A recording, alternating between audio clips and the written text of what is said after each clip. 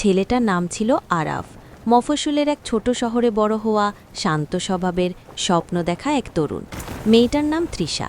সে ছিল শহরেরই এক কলেজের ছাত্রী। তারা প্রথম দেখা করে একটা পুরনো লাইব্রেরিতে। বইয়ের মাঝে একটা ভুল বোঝাবুঝি থেকে আলাপ, তারপর ধীরে ধীরে বন্ধুত্ব।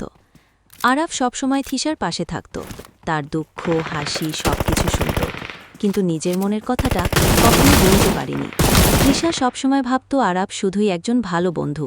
তৃষা কাউকে ভালোবাসত, এক শহরের ছেলেকে, যে হয়তো ভালোবাসাকে ঠিকভাবে বোঝেনি। একদিন তৃষা খুব ভেঙে পড়েছিল। আরাফ তার পাশে ছিল। সেদিন সে ভাবল বলেই ফেলে নিজের অনুভূতি, কিন্তু তৃষা শুধু মুচকি হেসে বলল, তুই তো আমার সব, কিন্তু ভালোবাসা হয়তো অন্যরকম কিছু। আরাফ কিছু বলল না, শুধু মাথা ঝুঁকিয়ে বলল, তোর সব কষ্ট আমি নেব, তুই সুখে থাকলেই আমি থাকব ঠিক। এরপর অনেক বছর কেটে গেছে।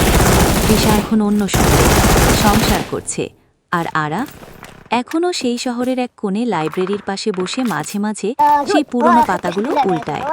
প্রতিটা পাতায় আজও তৃষার হাসি আঁকা, আর তার মনে আজও সেই পুরনো একটা কথা বাজে, তোর সুখেই আমার ভালোবাসা।